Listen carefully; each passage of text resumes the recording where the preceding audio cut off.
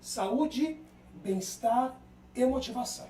Então a ideia é que a gente possa trazer dicas de saúde, e por isso o Dr. Ricardo aqui, né? Ao mesmo tempo também nós poder, nesse bojo, nessa caminhada, falar de bem-estar e também de motivação. E nessa partilha a ideia é que a gente possa fazer os domingos de vocês mais agradáveis, mais felizes e partilhando mais informativos. E mais informados. Mais informados, porque vamos falar com uma pessoa que tem o conhecimento. E é bom lembrar, Nilson, para as pessoas dar aquele like, né, curtir, compartilhar com os amigos, porque isso é muito importante, porque nos próximos programas nós vamos estar fazendo atendimento ao vivo. As pessoas vão poder mandar as suas dúvidas, as suas perguntas através do WhatsApp, onde o Dr. Ricardo Yoshio vai estar respondendo e, se possível, encaminhando para ter um atendimento também, que aí nós vamos falar daqui a pouco, porque ele também tem o trabalho na ONG também. E vamos deixar o Ricardo agora bater um papo com o povo e falar um pouco mais sobre o trabalho dele, sobre ele, o que ele faz, o dia a dia do Ricardo Yoshio. Então tá bom. Primeiro aqui agradecer ao professor Nilson, nosso parceiro, a você, Paulinho, que também tiveram a ideia de criar esse programa, né, falando sobre saúde, que é muito importante. Também agradecer, cumprimentar as pessoas que vão nos seguir, que estão nos ouvindo, e também tirar dúvidas, né? Falar sobre saúde é assim muito complexo. Nós precisamos ter vários programas, né, para a gente poder especificar a saúde em várias idades, em várias especialidades, mas no geral a gente chega numa época da vida que é quando eu era mais jovem, o pessoal, não, saúde é tudo, mas na cabeça da gente, há uns anos atrás, falava-se, não, eu tendo dinheiro, por exemplo, vou ter saúde, né? Agora, chegando nessa fase da minha vida, não. Saúde é mais importante, porque com saúde a gente corre atrás de tudo, né? Então, eu cheguei aqui em Diadema em 1975. 1975. 75, como médico, era ainda, na verdade, residente, né, estagiário, no antigo Hospital São Lucas. Me formei em 78 e não saí mais. Cheguei em 75, né?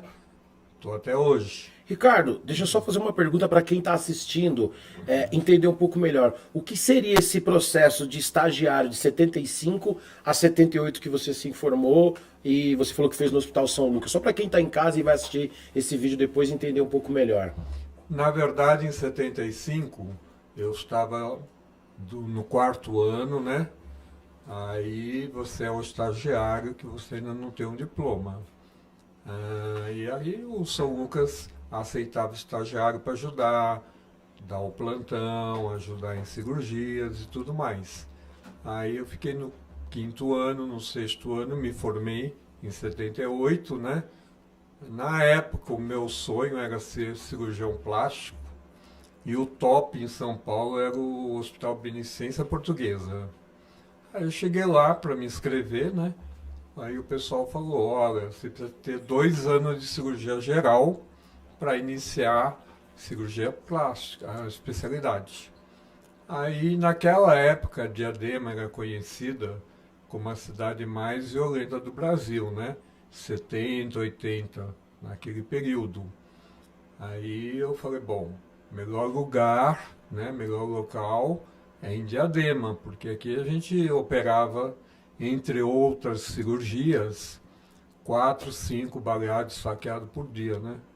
Então era um aprendizado muito grande. E uma prestação de serviço também para a população gigantesca, Isso, né? não era bom para a população de Diadema pela violência, Sim. mas no caso, né, era interessante pelo aprendizado, ajudar a salvar vidas e tudo mais. E quando eu terminei os 2 anos, recebi uma proposta dos antigos donos do hospital, né, de criar um serviço de ginecologia e obstetrícia, né, porque a procura era muito grande. E aí nós ficamos. Então hoje eu digo que Diadema me adotou casei com uma mulher da cidade, né? Os meus filhos não são desse último casamento. Estou aqui e pretendo ficar aqui, né? Até quando Deus quiser. Legal. Ô Ricardo, me tira uma dúvida. Nesses 47 anos em Diadema, você tinha esse sonho de ser o cirurgião plástico. Como que foi essa transição de você, vamos dizer, começar outra profissão em Diadema? O que despertou assim, a vontade de você estar, não como médico, mas assim, outra categoria que fala, o que seria? Especialidade. Na verdade, entre cirurgião geral, no São Lucas, naquela época, fazíamos muito parto. Então eu fui... Assim, nunca imaginei, né, ser um ginecologista, um obstetra. Aí eu fiquei, assim, me apaixonei também. Aí eu me especializei em outros lugares, fui estudar mais, né? Mas criamos o serviço aqui no Hospital São Lucas, onde passavam médicos recém-formados, né? Ficavam 2 anos com a gente. E aí, com isso, vários colegas passaram nos ajudando, né? E naquela época também, eu lembro, teve um período que a Zona Sul de São Paulo entraram em greve, os hospitais municipais, estaduais. Então o movimento aqui era muito grande, era em torno de 1.000 pacientes mês, né? Então eu falo, hoje... 1.000 pacientes por mês. Só na maternidade. Só, né? Na maternidade, do Hospital São Lucas. Era uma loucura. Então hoje eu encontro pessoas que falam, lembra de mim? Aí fica difícil, né? Eu falo, da onde, né? Não, você fez meu parto, tal. Quantos anos você tem? 40, 41. Aí eu falo, não, isso daí foi meu irmão mais velho, né? Mas hoje é assim, né? Então a gente tem aquela paciente que eu fiz o parto da filha dela, então já são 3 gerações, são... Para você ver, né, Nilson, professor Nilson, a necessidade de uma cidade fez um médico mudar de especialidade. Foi isso que eu entendi, sim, que a necessidade da cidade de Diadema, da quantidade de partos, obrigou a você e com certeza outros médicos também mudaram a especialidade. Isso pode-se dizer que é se doar um pouco, né, como médico, né? Você largou o sonho de ser cirurgião plástico para atender a demanda da população de Diadema. Pode-se dizer que você deixou um sonho para atender a necessidade do povo de Diadema. Com certeza, né? A gente fala, eu tinha um colega, doutor Issal, que é falecido hoje, mas nós dois ajudamos a povoar Diadema, ajudamos a aumentar vamos dizer, a população. Pelo menos hoje nós temos quase o novo censo, vai bater 500 mil, mas cada um na época lá de 30 a 35 mil partos. Ajudamos bem, né? Eu ia perguntar agora, Ricardo, se você lembrava quantos partos você fez do início até agora, os dias de hoje. Tem noção de quantos partos? Então, a gente contando que a gente tinha todo o registro, né? Eu fiquei no São Lucas até 2002, então chegava mais ou menos isso, de 30 mil... Aí colocando os particulares, os de convênios depois, né? A gente coloca mais uns 3, 4 mil por aí. E qual que é a maior dificuldade, doutor Ricardo, assim, do momento do parto ali? De mães que nunca teve, mães que já teve. Qual que é a maior dificuldade para quem está em casa assistindo? De repente alguma mãe que vai ser mãe ou está pensando ser mãe, no momento do parto ali. Qual que é a maior dificuldade assim, para o médico e para a mãe? Então, foi uma pergunta muito interessante, porque, infelizmente, tanto na rede pública como no convênio, e a gente viu recentemente um obstetra particular que atendia a classe A, né, nas mídias, porque ocorrem bullying com a gestante, né? Então, tipo assim, eu digo, como em todas as profissões, Existem aqueles que se dedicam, que faz o juramento, Que leva a né? sério. Que vai tratar bem e sabe que o período de trabalho de parto, a hora que a mulher vai dar à luz, é o momento mais importante da vida da mulher. Então é um momento que ela está mais sensível, né?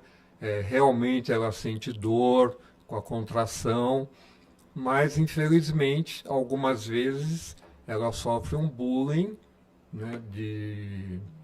Das pessoas, Os profissionais. dos envolvidos. profissionais em torno, tipo assim, não, na hora de fazer, tava bom, agora você fica gritando, né? Concentra, faz força, mais ou menos assim. Então, tanto que na época que eu estava vereador, a queixa era muito, a gente visualizava isso acontecer, né? E um dos projetos de lei foi que aqui em Diadema, a gestante, na hora de ganhar o neném, né, no hospital municipal, ela teria o direito de ser acompanhada no período de pré-natal e na hora do parto e do pré-parto, de alguém de sua confiança, do marido, da irmã, do irmão, de alguém, justamente para dar mais segurança para ela e também evitar esse tipo de bullying e tal, né? E isso acho que ajudou muito quando a gente recebia o retorno das pacientes, entendeu? Bacana. Então, já que ele tocou nesse assunto, Nilson, falar um pouco, né, sobre essa questão, como que foi esse casamento, né, de médico e também a questão de vereador, quanto tempo que ele exerceu essa profissão? Aí fica... Aproveitando para lembrar, Paulo, que assim, nós já acabamos fazendo algumas perguntas aqui, Ricardo, mas durante a semana, e a gente conversando com as pessoas na rua e falando do programa, do podcast que iria se iniciar, a gente acabou levantando algumas questões aqui que depois a gente vai estar perguntando para você, que são dúvidas um pouco mais recorrentes e que eu acho que você pode ajudar as pessoas aí esclarecendo para elas, né? Mas antes de nós chegarmos nessas dúvidas, que são dúvidas mais técnicas, então eu tenho aqui já para você ir pensando aí, né? Uma das perguntas que eu fiz uma pequena enquete lá no nosso grupo e eles perguntaram assim, qual é ou se é que existe o contraceptivo ideal? Existe um contraceptivo ideal para a pessoa? Uma coisa que acontece muito na ONG lá, que a gente vê às vezes, né? Qual é o tempo ideal para que a gestante possa fazer o ultrassom? Existe um tempo ideal para isso? Um mínimo, um máximo, né? Para ela conseguir ter as respostas que ela quer ter? Isso é uma outra pergunta que também surgiu. Mas isso eu vou deixar você pensando. Eu queria, antes disso, né, como o nosso programa tem por vista a questão da saúde, o bem-estar e a motivação, eu queria abordar a questão do trabalho social. Eu acho que é notório, as pessoas sabem. O Dr. Ricardo desenvolve em Diadema um trabalho social há quase 2 décadas, né? Me corrija se eu estiver errado. Hoje esse trabalho tem como foco os atendimentos sociais e ultrassons, né? Isso hoje no Campanário, no Serraria e no Eldorado, né? E além disso também um trabalho em auxílio, suporte e orientação à família com pessoas acamadas e deficientes. Só, Nilson, para Correto isso? registrar, todo esse trabalho é feito, qual que é o nome da entidade, da ONG? Instituto Cuidar de Todos, né? Então, voltando àquela da minha biografia, vamos dizer assim, como que surgiu Isso. o trabalho social? Em 1999, eu ainda estava no São Lucas. Aí, conhecendo o bairro de Serraria, na época lá não tinha esse comércio de hoje, que tem todos os bancos, muitas lojas, né? Era assim muito... Era um bairro da cidade, né? Informação. Não, que era assim, tinha poucos recursos, né? Entendi. Então a gente via uma população muito carente em todos os sentidos, inclusive na saúde, né? Aí, junto com alguns colegas, nós resolvemos inaugurar lá uma clínica popular para atender as pessoas de baixa renda, na Avenida Rotary 135, onde estou até hoje.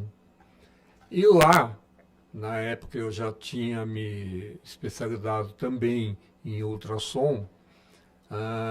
As mães levavam as filhas, que hoje são adolescentes, mas para mim são crianças, né? 11 anos, 12 anos. E falava, "Ó, eu quero fazer um ultrassom da barriga da minha filha, aquela queixa de dor. Eu vejo que está aumentando a barriga, né? E fazendo ultrassom eu falava, mãe, a sua filha está grávida, né? Aí a mãe levava aquele susto, eu falava até quase caía da cadeira, né? Porque... E como isso era muito frequente, né? A gente via essa garotada toda já grávida, e às vezes eu perguntava, você não conhece o anticoncepcional, né? Não tem acesso. Aí veio a ideia, eu não trouxe o jornal, mas da próxima eu tenho, do Diário Regional, em 2003. Eu fui em todas as escolas municipais, estaduais, algumas particulares de Diadema, para fazer palestra sobre métodos contraceptivos e doenças sexualmente transmissíveis. E aí começou, em 2003, aí em 2005, foi tomando um corpo maior, aonde nós resolvemos oficializar, né, a nossa ONG, que era a Organização Cidadão. Aí, na época, nós iniciamos no Jardim Namar, né? Jardim União, né? União e Namar, ali a região, né? E tinha também projetos sobre educação, esporte, né? Com aulas de jiu-jitsu, tinha reforço escolar, aula de inglês. Tivemos até pelo Ministério do Trabalho um curso de, como é que fala, de música, né? Música. Mas não era aquele cursinho que você ensinava o garoto a tocar guitarra, cantar. Não, tinha um compromisso que no final do curso todos os alunos tinham que ter carteira assinada. Iria para o mercado de trabalho musical. Sim, então veio verba para comprar instrumentos, contratar professores, mas Legal. tinha esse compromisso, que foi um desafio muito grande, né? Que é o maior desafio, Sim. né? O encaminhamento do jovem a sobreviver do que ele Exato. gosta. E hoje, mais de 30 anos, a gente sabe que tem alguns, até no sábado eu conversei com um integrante, ele falou, aquele baterista na época, hoje ele está tocando não sei que lugar fora do Brasil, entendeu? Olha que legal. Isso daí foi muito, assim, deixa a gente com muito orgulho, né? É bom saber que nós pudemos ajudar algumas pessoas nesse sentido. E como médico, eu sempre fui um voluntário e também o pessoal nos chamavam para fazer visita domiciliar, porque o serviço público não consegue, né, atender a todos. E era onde a pessoa tinha um deficiente, um acamado, que não recebia visitas médicas, era difícil para a família levar para o especialista, né? Porque você conhece Diadema, tem alguns bairros muito morro. Então, vamos supor, um cadeirante, para chegar na calçada, para o carro da prefeitura, por exemplo, e buscá-lo, ou ele tem que descer ou subir 20 degraus, né? Porque normalmente ele não mora ali no térreo, né? A nível da calçada. Então, isso é uma das dificuldades que esse pessoal tem. Então, fora que em Diadema eles as UBS não fornecem fraldas, muitos insumos, né?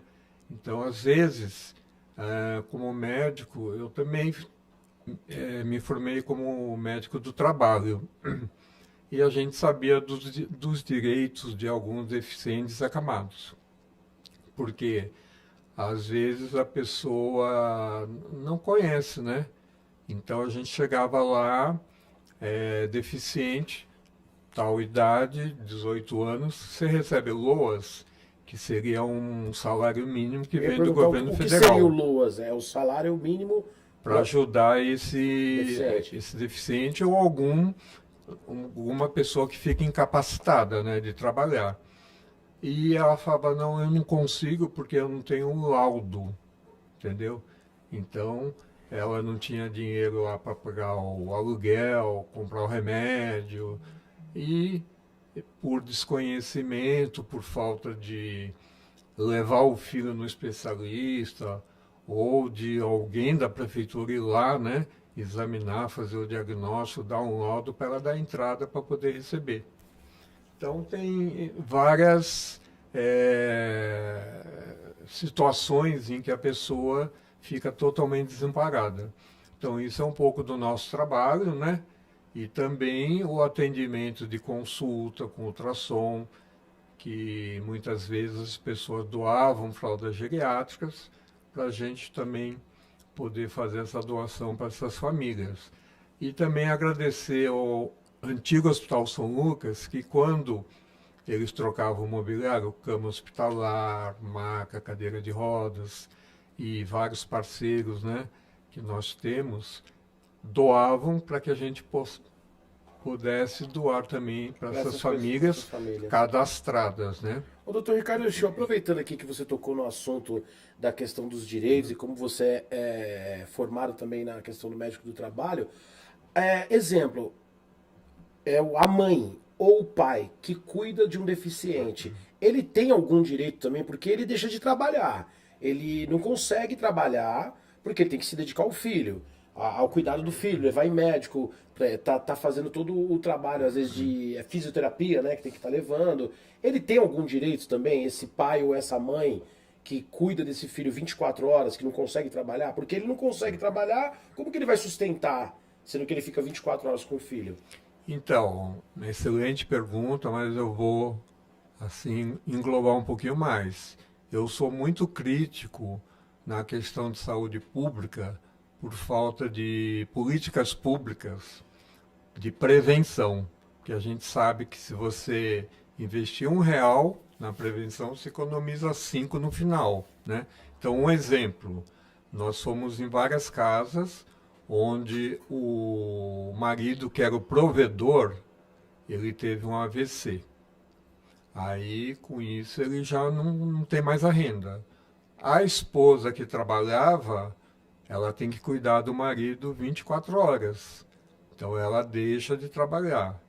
Aí, ela consegue o LOAS para o marido e para ela não. E ela tem que ficar lá 24 horas, né? Então, até junto com o professor Nilson, junto com nossos voluntários, tem um dia do ano que a gente fala o dia do cuidador. Porque essa pessoa que cuida, imagina você, uma semana cuidando da tua mãe, do teu irmão, do teu pai, tudo bem. Mas você meses ali cuidando, ela não pode nem sair para... se ela precisar de um médico, se ela precisar fazer alguma coisa fora de casa, porque não tem ninguém, né? Então ela tem que se dedicar exclusivamente ali. E nessas visitas a gente sentia que essas pessoas, muitas estavam deprimidas, mas tinha que estar lá 24 horas. Então é muito importante isso. Tem que fazer um estudo, cobrar lá o congresso, para que o cuidador tenha direito também a uma ajuda. Porque imagina um marido e a mulher trabalhando, de repente os dois ali. Eram duas rendas. Sim, e vem só um salário mínimo e quem cuida não tem direito nenhum, deixou o trabalho e não tem ajuda, aí fica difícil, né? Eu acho que entra uma outra coisa também, né, Paulo? Nessa caminhada lá no Instituto Cuidar de Todos, que a gente tem feito, o que a gente percebe? Nessa origem do trabalho em assistência, amparo e orientação das famílias com deficientes, que o cuidador, ele também acaba adoecendo, de uma certa forma. Não fisicamente, mas Exatamente, psicologicamente. psicologicamente, porque são mães, são avós, são esposas, e como eu falei, em sua grande maioria absoluta, mulheres. Você vê um fato muito estarrecedor e que é realmente triste, é de ver que muitos pais, muitos mesmo, a gente tem relatos lá que acontecem, quando nasce um filho que tem algum tipo de necessidade especial, há pais que vão embora. Se separam das mães. Abandonam a família. Abandonam a família e a mãe muitas vezes fica sozinha com esse fardo. Então, é como o Ricardo disse, não ter uma política pública de amparo, de orientação para o cuidador é uma coisa que a gente nunca entendeu, porque cuidar do cuidador indiretamente também é cuidar do acamado. O cuidador está bem, a pessoa que parou a sua vida, né, para se dedicar à do outro, ou que dividiu boa parte dela, está investindo boa parte da sua vida para cuidar do outro, é alguém que ama, que está ali, como eu já disse, mães, avós, a gente já viu avós, irmãs cuidando de irmão, é uma coisa linda, que tem que ser amparada. E é uma coisa que a gente tem insistido muito, né, Ricardo? Nesse trabalho lá na ONG. Ter olhos para o cuidado, para quem necessita de algum tipo de cuidado especial, mas não esquecer que quando você vai embora dali, alguém fica.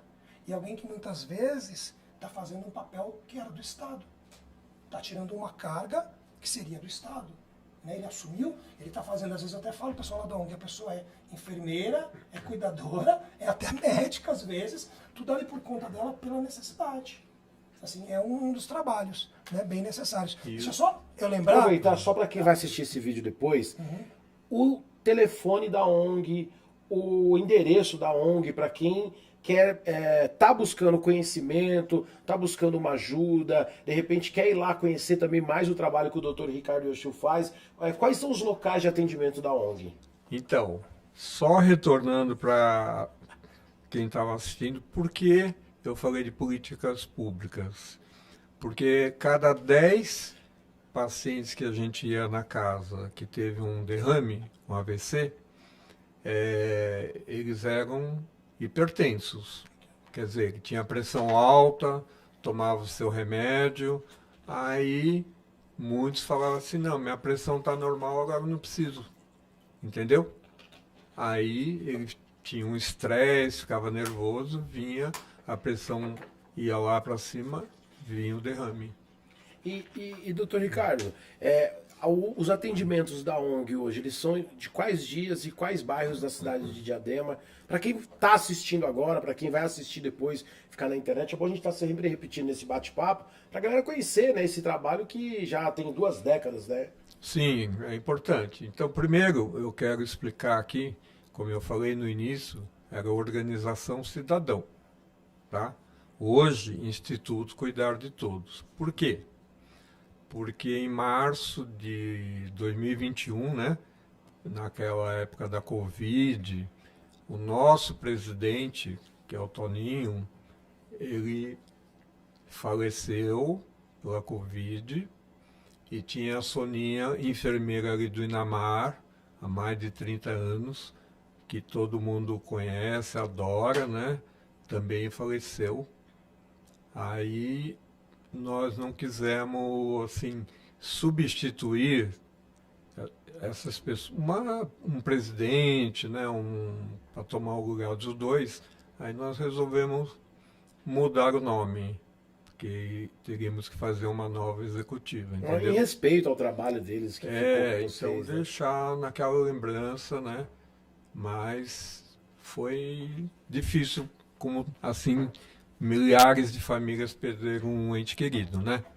Então hoje nós atendemos um sábado por mês em Eldorado, ali na Rua Carati, o outro sábado na Avenida Brasília, no Campanário, e todas as terças a gente atende no Serraria, mas a gente pede agora, porque às vezes eu chegava sábado 9 horas da manhã. Tinha pessoas 5 horas da manhã na fila, entendeu? Porque a pessoa precisa fazer um ultrassom, não consegue, né? E imagina um sacrifício, um dia de frio, de chuva. No sábado, então, tem o atendimento no Inamar, na Rua Carati, e também no Campanário, na Avenida Brasília. Isso. Aí hoje a gente pede pelo WhatsApp, ela já agenda. Então agenda-se lá 25 pacientes para evitar esse transtorno, né? E a pessoa também às vezes chegava, já não tinha mais vaga, né? Entendi. Então já está mais organizado, vamos dizer assim, facilita a pessoa que queira fazer o exame. Só para explicar também para quem vai assistir esse vídeo depois, doutor Ricardo, porque às vezes as pessoas escutam 25 pessoas, mas não sabe que o atendimento médico não é vender um pão na padaria, né? O atendimento médico é uma coisa que tem que ter uma seriedade, tem que ter um cuidado. Como que funciona essa questão da ultrassom? O que o senhor faz lá com essa paciente que vai lá procurar esse atendimento, que ela não consegue no público e consegue lá na ONG, através do trabalho social executado por você? Então, eu gosto muito antes de iniciar o atendimento, fazer uma palestra rápida, porque às vezes a pessoa chega lá 8h30 e vai ser atendido meio-dia, entendeu? Então, o que que acontece? Mesmo na clínica particular ou na ONG, a pessoa chega, nossa, o atendimento é excelente, porque eu passei em tal médico, deitei e passou o aparelho, 2 minutos já né, não explicou nada. Então a gente fala, olha, o atendimento que eu faço na clínica particular, vamos supor, um ultrassom de uma gestante, é o mesmo que eu faço aqui no Instituto. Então tem pessoas que passam comigo no particular, retornam, né, pela dificuldade de hoje em dia, lá no Instituto. Porque a gestante gosta e ela precisa saber como está o neném dela, né?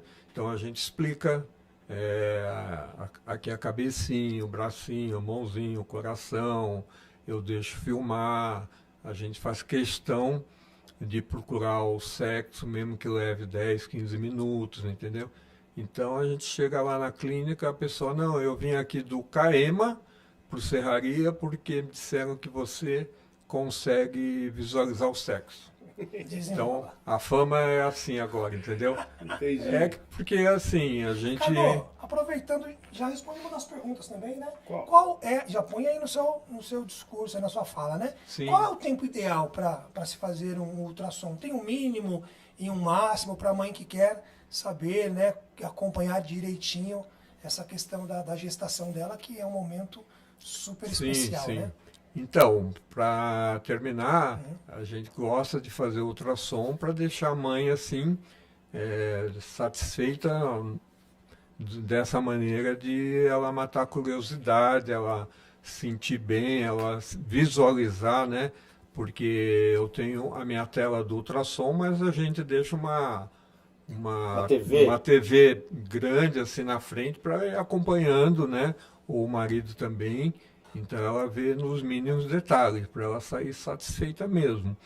Tanto na clínica particular como no instituto, ela acompanha o exame simultâneo, entendeu? A gente fala, quando a paciente engravida, ela tem que fazer pelo menos, né, 3 ultrassom. O primeiro é para ver se no início, né, até 5 semanas, 6 semanas, 7, para ver se o neném está dentro do útero, né? Tem aquela gravidez que fica na trompa, que a gente chama de gravidez ectópica, que às vezes dá uma hemorragia, ela tem que ser operada de urgência. Então, o primeiro é até 7 semanas, o segundo a gente pede ali em torno de 16, 17 semanas, onde o neném está todo formado, e no final, que é lá pelo 8º mês e meio, para ver a posição, se está tudo certo, para tentar um parto normal, porque às vezes ele está sentado ou atravessado, né? Ela já vai com uma cartinha indicando uma cesárea. Ô, Ricardo, aproveitando que você tocou nesse assunto, que é no mínimo 3, né, ultrassons que é necessário ser feito durante toda a gestação. Hoje, o SUS consegue, não vamos generalizar, não vamos falar de uma única cidade. Tem cidade que a paciente não consegue nenhuma. e tem cidade que ela consegue uma e tem cidade que consegue as 3. Mas no geral, o SUS consegue oferecer no mínimo 3 ultrassons para a mãe no público? Você como médico, conversando com outros médicos, com toda essa dificuldade na saúde pública, consegue? Tem essa média? Então, aqui em Diadema não consegue, tá? Eu disse 3 ultrassom para aquela gestação normal. Então, tem aquelas exceções que às vezes ela precisa de um ultrassom mensal, né? Tem, às vezes, aquela que você faz ultrassom, você suspeita de uma deformidade e tal, aí precisa de um ultrassom morfológico, que é o mesmo ultrassom, né? Só que é mais detalhado. Então, tem casos que ela vai precisar de 5, 6, mas em média, numa gestação normal, são 3. E aqui em Diadema a gente vê, eu recebo muito no Instituto, né? Que a grande maioria ela vai ser chamada quando o neném nasceu. Quando o neném nasceu. E aí você percebe, né? Se no mínimo são 3 ultrassons, imagina a mãe que precisa uma todo mês. Sim. Em média, no particular, quanto que custa? Qual que é o valor que um morador de Diadema e região teria que desembolsar no particular? Foi no público, não conseguiu ser atendido. Qual que seria o valor mais barato hoje no particular? Então, lá no Serraria, que eu tinha um consultório aqui no centro, né? Mas como o movimento aumentou muito, no Serraria, como é uma clínica mais popular, hoje está R$100 um ultrassom obstétrico. Mas isso numa popular. Exato. Isso que não você está fazendo ali já um trabalho social, né? Fazendo um valor bem abaixo, que nós sabemos que não é esse valor. Mas em média, aqui no centro, deve estar 150, em Diadema, né? De 150 a R$200. No trabalho social lá na ONG, tem algum valor, alguma taxa que é para ajudar o trabalho social? Como que funciona lá? É totalmente gratuito? Ou tem uma ajuda? As pessoas ajudam como pode? Como que funciona, Ricardo? Então, na época que eu tinha um mandato de vereador, a gente conseguiu um subsídio e pedia fraldas geriátricas, né? Uhum. Hoje, sem mandato, nós não temos parceria com a prefeitura, com ninguém. Nos 2 locais tem os gastos do aluguel do espaço, o material descartável, né?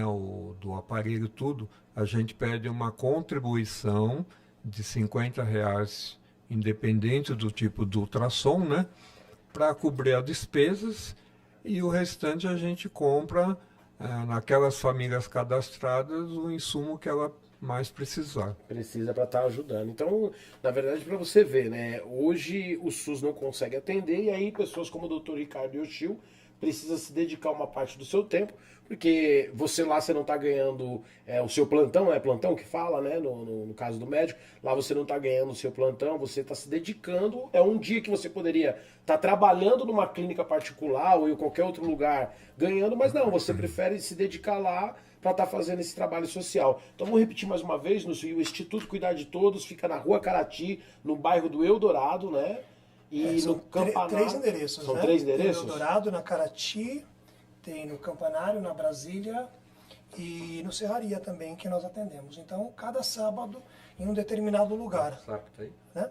E Cada tem o sábado- WhatsApp também, né, Nilson? Que as pessoas Tem podem o entrar em WhatsApp. contato. 9776-0192. Calma que a pessoa foi pegar o celular agora, como eu falo lá Daqui a na pouco rádio. eu passo de novo, É, tá bom? é 011 9...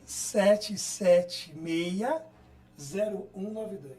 Então vou repetir novamente pra galera que tá em casa, vai estar assistindo esse vídeo depois, quer entrar em contato com o Instituto, Mas eu acho que Cuidar mais de fácil, Todos. vamos fazer o seguinte, Paulo, Ah. o mais fácil, entra na página Dr. Ricardo Yoshio, curte lá, que lá tem o telefone, tem todos os dados, e aí as pessoas acabam... E também tem nos vídeo ajudando, também né? dos trabalhos O pessoal lá. vai poder conhecer um pouco mais do trabalho, entender um pouco mais desse trabalho.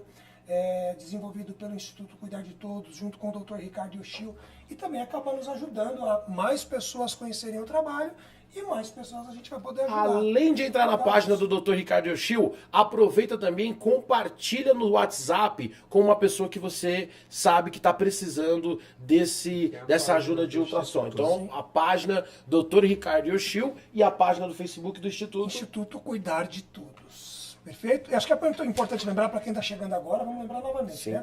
Para você que está chegando agora, essa é a nossa primeira edição do nosso podcast. Bate-papo, né? Podcast. Bate-papo, né? Podcast da saúde. Podcast falando de saúde, né? E a ideia e o foco sempre será o quê? Falar sobre saúde, bem-estar e motivação. Hoje é o nosso primeiro, por enquanto, neste primeiro agora, nós trouxemos algumas perguntas que a gente foi coletando durante a semana. Já no próximo, domingo vindouro, já vai ter um canal específico para as pessoas poderem entrar em contato, falar conosco, mandar suas perguntas, e a gente vai ter o maior prazer e satisfação em estar interagindo com cada um de vocês. Pode dizer que é uma consulta online, Nilson. Porque nós vamos estar aqui para falar, né? Pode dizer que é uma consulta online. Que nós vamos estar aqui para pegar o seu recado e o Dr. Ricardo Yoshio passar esse conhecimento de quantos anos de médico já, Dr. Ricardo? Seriam 47, né? 47 anos de médicos, então. Voltando não, desculpa, eu brinquei questão da consulta online, gente, mas é uma brincadeira do apresentador aqui, tá? Não é do doutor, do médico. É uma brincadeira. Nós temos licença poética. Na verdade, o podcast é isso. Pode pagar valores. É. Voltando à pergunta aqui do professor sobre o anticoncepcional, né? O que a gente, conversando com essas adolescentes, por quê? Hoje, assim, nos tempos de hoje, a menina vai, que para mim é menina, né? Tá lá, quantos anos você tem? 21, fazendo ultrassom dela, conversando, né? Quantos filhos? Terceiro, quarto, entendeu? 21 anos. Então, hoje, se a pessoa, o morador de Diadema, eu digo que 70% depende da rede pública, né? Saúde, educação, tudo. Então, olha só a dificuldade. Tanto para a prefeitura atender a todos, como ela conseguir colocar o seu filho numa creche, né? Ser atendida na saúde. Aí eu pergunto, mas você não conhece método anticoncepcional, tal? E aquela história, não, eu estava usando, né? Quer dizer, se estava usando errado, né? Então, o que a gente sente era que em Diadema deveria ter a UBS normal, mas a gente sente,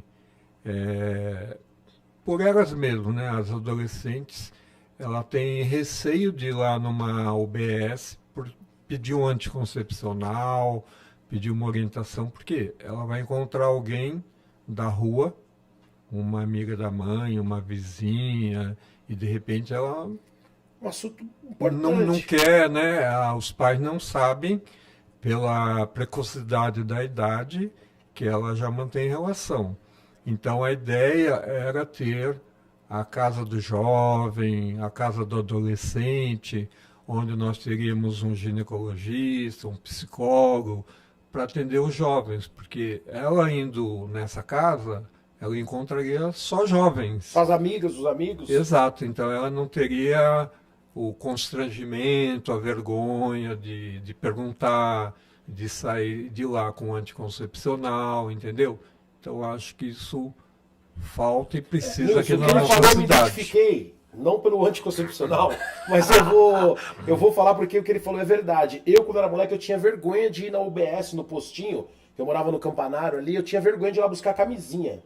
Isso eu falo porque tinha dois motivos. Um, porque falava que aquela camisinha não era boa, né? Tinha aquele bullying. Na época não era bullying, era zoeira. Mas tinha o bullying de falar que a camisinha não era boa. E a gente tinha vergonha mesmo de pegar a camisinha. Pra você ver que é um negócio que não era pra ter vergonha. Era uma coisa que você tinha que ir lá e buscar. Não, eu tô buscando camisinha realmente, porque eu tô me cuidando. No caso, nosso homem, por questão das doenças. Mas o que ele tá falando, se eu, homem, tinha vergonha de estar no posto buscando camisinha, você imagina para uma menina tá indo buscar um anticoncepcional. Então, na verdade, isso é um assunto que fica aí registrado na internet, para a população de Diadema e região tá sabendo, e você, pai, e você, mãe, também conversar com a sua filha, porque isso, hoje, minha filha tem 13 anos.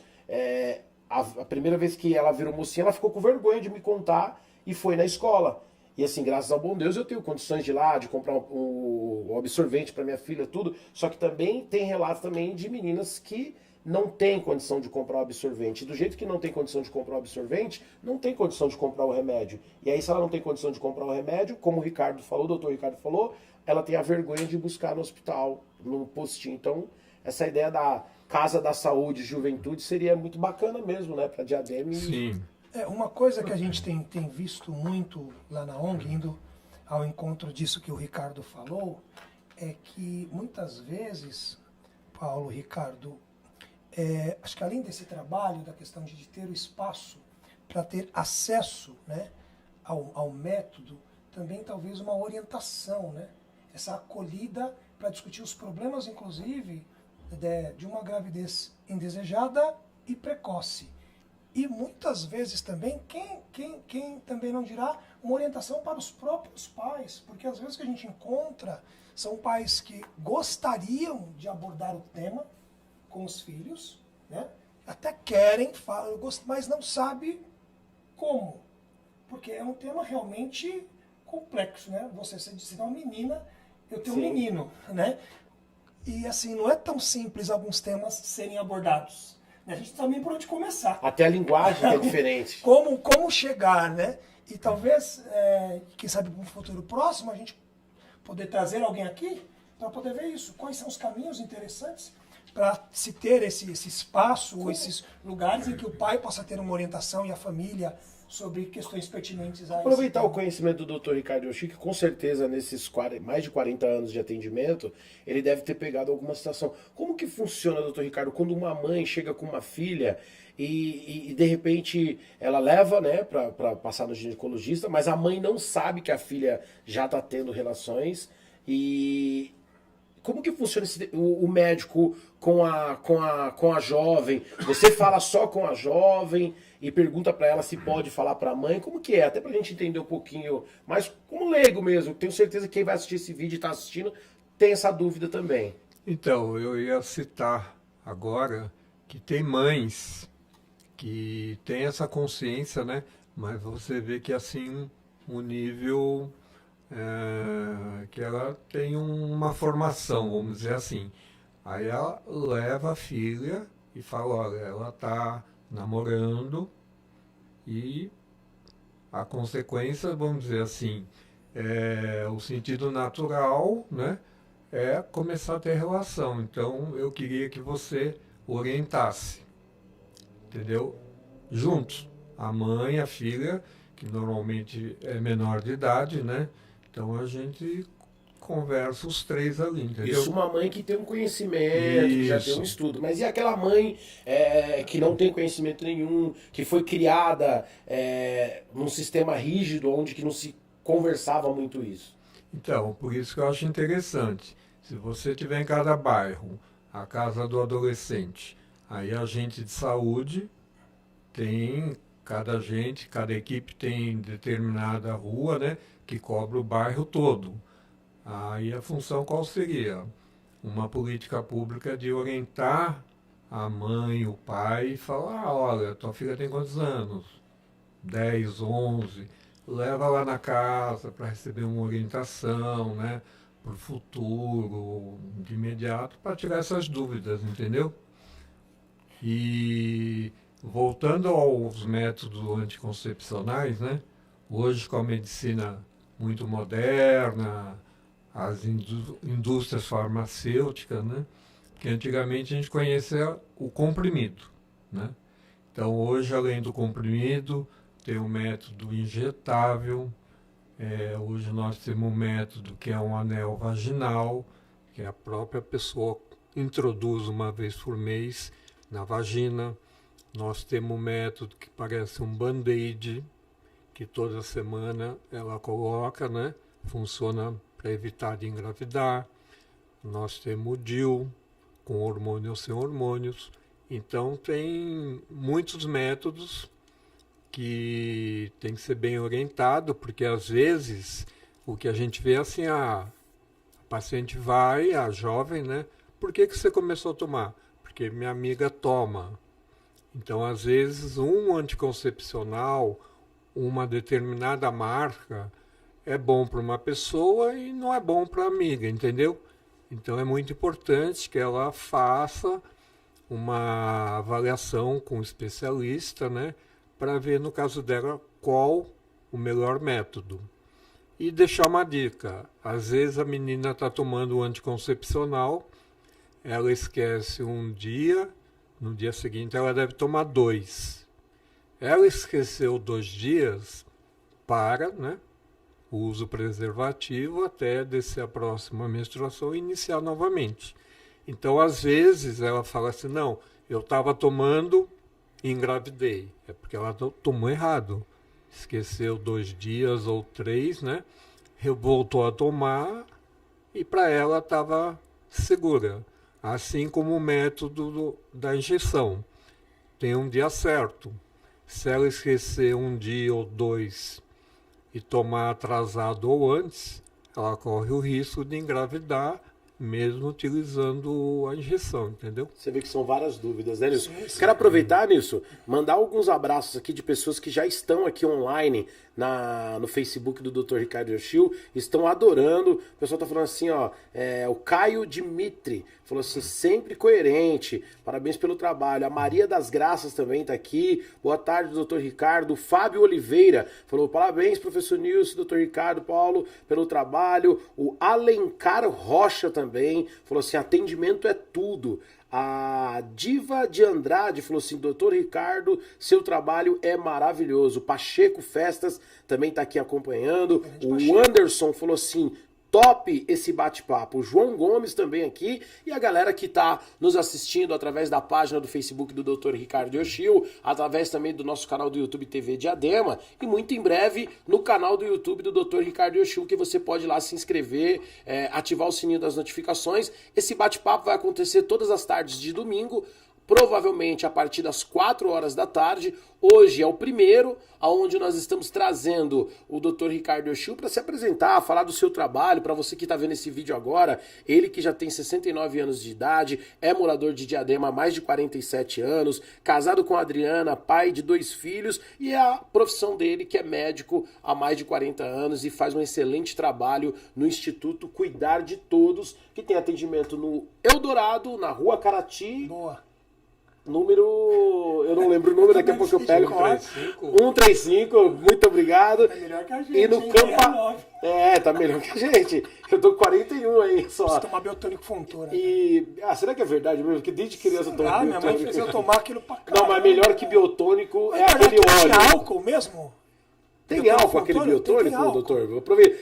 A dúvida de todo jovem que tomou. Sempre tive Existe impressão álcool naquele que eu tomava aquilo e biotônico? ficava meio chapado. Olha, eu posso responder na próxima, viu? Que eu não sei. Também não sabe. Será que tem álcool? Você receitava biotônico Fontoura? Pode aceitar biotônico Não. Fontoura? Isso é E mito, óleo isso de daí. fígado, Nunca tomei. Óleo de fígado de bacalhau. Porque era outra coisa. Não, isso é uma belezura, né? Cara, pelo amor de Isso Deus. é uma belezura. cara. Fala você que tá no Quando vídeo se minha você mãe já tomou puxava óleo de aquele fígado de negócio bacalhau. ali, tinha um cara assim com peixe nas Com costas. peixe. Emulsão Scott. Agora eu lembrei. Isso, Meu aproveitando, Deus. doutor Ricardo Yoshio, você que está aqui conosco aqui, tem algumas coisas que são mitos, né? Porque, na verdade, eu acho que nada melhor do que uma boa alimentação, né? Porque remédio, eu entendo leigamente que o remédio é para cuidar depois que você já está doente, né? Eu acho que a boa alimentação é a melhor prevenção, né? Tem algumas coisas que são Sim. mitos, né? Então, Paulinho, assim, remédio é droga, né? Então, tem casos que você precisa realmente combater. Vai tomar droga. Dependendo do tempo de uso, ela vai resolver uma questão, mas pode piorar outra. Tipo assim, quem toma, se automedica, qualquer coisa está tomando analgésico, anti-inflamatório, no futuro ela pode ter um problema de fígado, uma falência renal, né? Então temos que tomar muito cuidado. Então a indicação é uma boa alimentação Sim, mesmo. uma boa alimentação, mas naquele tipo, né? Hoje tem o risco do agrotóxico, A gente Sim. fala muito assim, os produtores do leite vão me, né? Mas toda paciente, primeira pergunta, você toma leite? Toma que leite? De caixinha? Esquece. Porque ali só tem conservante, formal, tal. O leite que é bom não tem. Então ele vai te dar uma gastrite, vai te dar muito gases, assim como refrigerante, embutidos, né? Sim. Então uma alimentação saudável é fundamental. E tirando, depois que nós vamos falar, né, do cigarro, do álcool e tudo mais. Mas Mas a caloria. alimentação mais natural possível seria o ideal e Será é que o suficiente. É por isso que, né, o pessoal da roça vive 80. Eu fiz esse dia pra Minas, na casa da bisavó da minha filha. Ela já tá com 82 anos. Eu cheguei lá, a velhinha tava matando um gambá na roça. Matando um gambá com 82 anos. Pois é, Paulinho. E não só vivia muito mais, né? Saudável, né? Chegava a 90 anos, a avó dos meus filhos, 90 anos, subia lá nas árvores, na chácara, né? E tinha menos casos de câncer. Então, hoje em dia aumentou a população, mas aumentou muito o número de câncer, tudo que é tipo de câncer. Não só pela poluição, pelo cigarro, mas pela alimentação, agrotóxico, tudo soma, né? O estresse, tudo mais. Agora você vê, né, Paulo, quando nós começamos a pensar o tempo aqui da nossa primeira bastante, pô, 1 hora é muito tempo. Já tá quase chegando a hora de a gente falar tchau e já 10, falou muito. Tem um monte Ô de Nilson, perguntas só ainda mandar um abraço a aqui, ó, o serem Dr. feitas Ricardo aqui. Yoshio mandar um abraço pra Tônia Duarte. Ela tá dando aqui os parabéns pelo trabalho do Dr. Ricardo Yoshio. Falou que são 43 anos e ela tá gostando do bate-papo aqui. Um abraço, Tônia. Obrigado aí Vamos pela... aproveitar e falar, para você que está aí, né, junto conosco, Pra todas manda o e seu todos, né? comentário, todos e todas. Na página do Facebook do na Dr. página Ricardo. do Facebook do Dr. Ricardo, né? E diga de onde você está, que a gente vai ter o maior prazer aqui de mandar o seu Pra tá abraço. É só o primeiro, né, Nilson? Esse é o primeiro. Peço bate-papo. desculpa, a gente está meio sem jeito ainda. Sim. Estamos aqui nos acertando, mas tenho certeza que tem muita coisa legal aqui. Tem muitas experiências para serem partilhadas, que serão muito motivadoras. Como eu disse, a gente vai discutir muitas questões pertinentes ao bem-estar e o Dr. Ricardo Yoshio vai estar aqui, obviamente, para segurar para nós toda essa Doutor, parte tem alguma técnica, coisa né? que você gostaria de estar colocando antes da gente finalizar esse bate-papo, que talvez nem eu, nem o professor Nilson perguntamos, nem o público que está em casa,